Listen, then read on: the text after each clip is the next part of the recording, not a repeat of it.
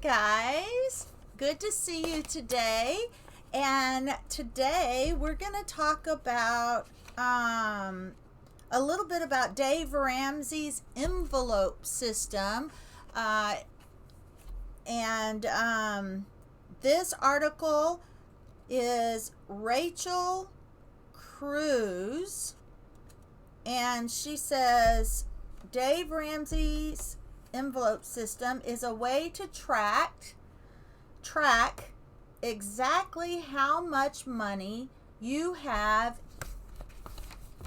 in each budget category for the month by keeping your cash tucked away in envelopes. It's the envelope,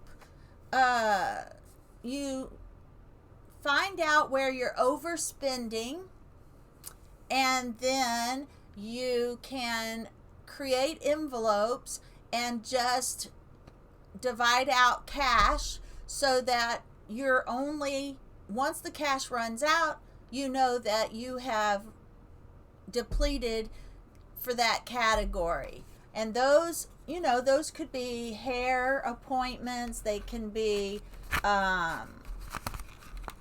some of those categories like going out to eat, but it says if you're constantly going overboard, the envelope system is a way to track exactly how much money you have in each budget category for the month by keeping your cash tucked away in envelopes. If you are constantly going overboard in a certain category, then take cash out for the amount you've budgeted for and stick it in an envelope. When you shop for that category, only use what's in your cash envelope. Once the money is gone, it's gone. So this will force you to stop overspending and help you achieve your money goals a little faster. Now, one of the reasons we overspend is because there's nothing telling us when to stop.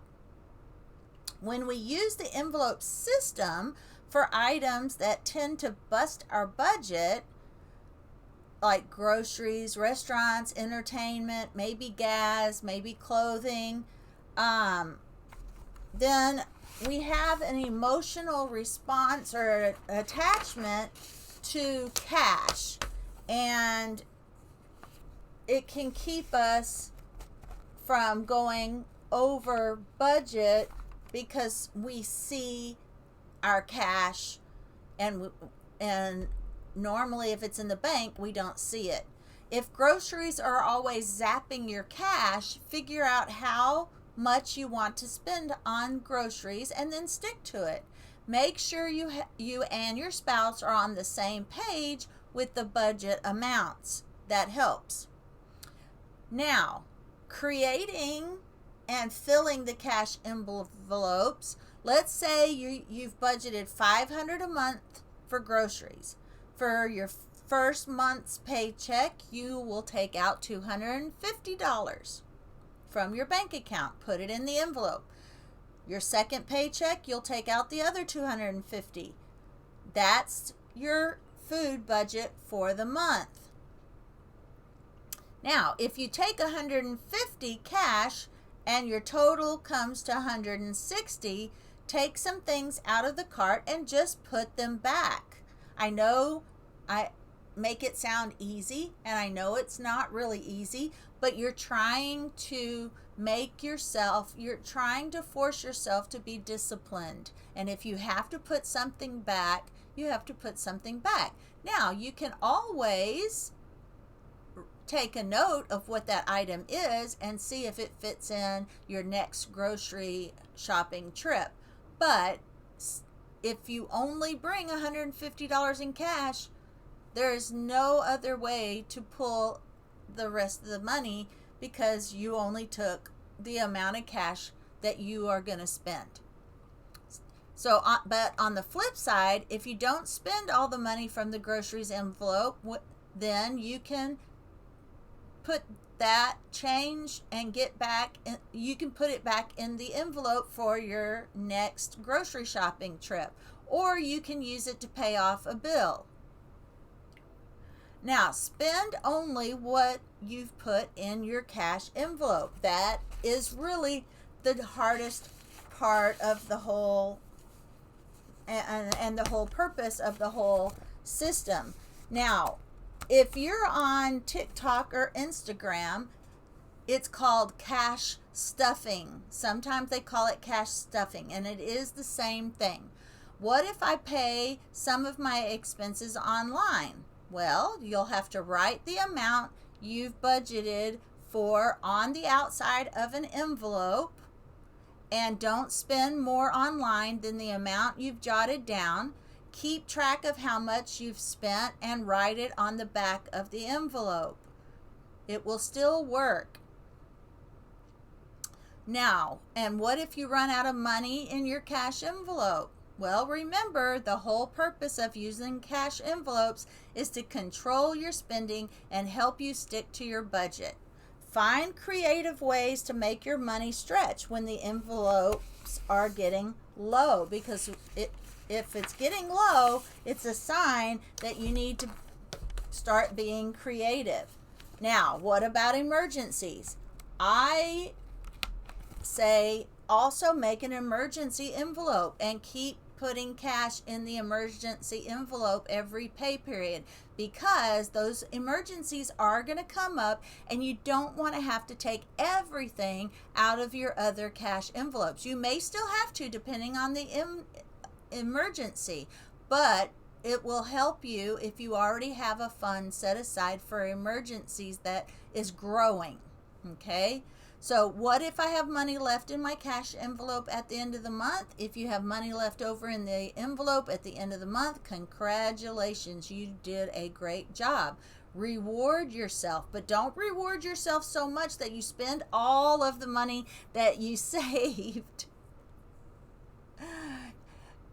Buy yourself a latte, buy yourself a small reward, but do reward yourself, because it is important to reward yourself. And you can put any extra money you saved towards the emergency fund or your debt snowball. And if you want to find out more about the debt snowball, you can get that information from Dave Ramsey as well. And that really is just your smallest bill you pay off first, and then add all of that money to what you owe on the next bill. And that's explained more on Dave Ramsey's site. But what we're going to do is talk about Jazmine Waller's cash envelope system. And I took a little bit of notes, and then we're going to review her system. The envelope system is a way to track exactly how much money you have in each budget category for the month by keeping your cash tucked away in envelopes. Now, you have to find your why so you will not overspend. Cash is more visual and emotional. How do you start? Review what you spend money on.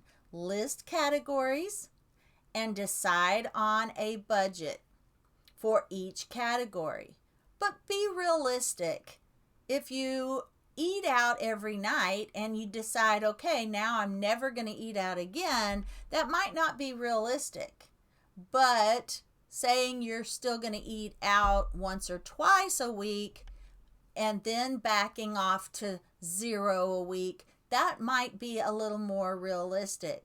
You know, go from 5 nights a week to 4 to 3 and then 2 and then 1. Now, my husband and I had to do this. We were going out every Sunday, every Saturday, every Wednesday, every Thursday. That was a lot. And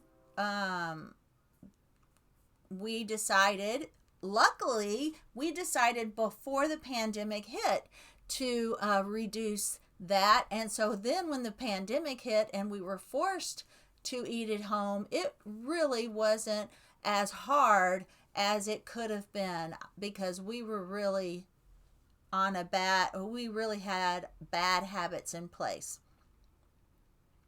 So cash is how to start let's see. Oh yeah, be realistic. Decrease spending small amounts at a time, unless you are so far in debt and so far behind that you have to make it drastic. If you have to make it drastic, you just have to do it. But if you are doing it for a reason, to save money, to build a emergency fund, to save up for a car, to eat healthier, whatever that why is, just be realistic. Because even if you're in complete, absolute debt, you're still going to want to have some wiggle room, to have a latte when you want one as a reward for staying on your budget. You have to know how much you spend in each category so you know how much to cut back and put in each envelope. Okay, now I'm going to review a little bit of what she says, and maybe some things that I didn't mention, but Jazmine walks us through her journey of gaining control of her money through the use of cash envelopes, as well as giving tips on how to get started. Using cash causes you to make the conscious decision to stick to your budget and not overspend. Jazmine says, I was tired of being broke. I was tired of having no money in my account, and I wanted to be a better example for my daughter. I decided to make some financial changes in my life. So that was her why. She wanted to, have some wiggle room in her finances. She wanted to be a good example to her daughter, and that was her why. A cash envelope is an actual envelope where you put cash for your daily expenses. You use that budget amount of cash only. When it's gone, you stop spending. Or when you see that it's getting low, you stop spending, or you get creative, start finding some creativity. It may take some time to figure out how much you actually need for each category. Give yourself some grace. It's going to be hard at first. You're going to have to try different tactics on yourself, different mindsets on yourself, and different rewards to keep you on track. It's kind of like a diet and having one cheat day. Some people can handle the one cheat day and some people can't. It just depends on you and your personality and how your brain works. It may take some time to figure out how much you actually need. Now, be realistic with yourself. If you tend to overspend, realize that you may need to do something that doesn't feel comfortable at first to get control of your spending. Now, the first need to complete your budget, to know what you're spending, it needs to be realistic. Not what you wish you were spending. What are you actually spending? In the beginning, use the more common categories where you spend regularly. Those would be groceries, dining out, household goods, clothing, hair, makeup. I don't know, some of those where we tend to overspend. Digital envelopes. Oh, wait. You don't need to use pre-filled budget sheets you find online. You can create your own in a little notebook that is specific to your own needs. Digital envelope systems are useful for categories where you need to use your debit card for payments. Create envelopes for sinking funds, expenses that are quarterly or yearly. Divide the amount into small amounts you set aside each month. So it can even work for those things that you have to pay out yearly or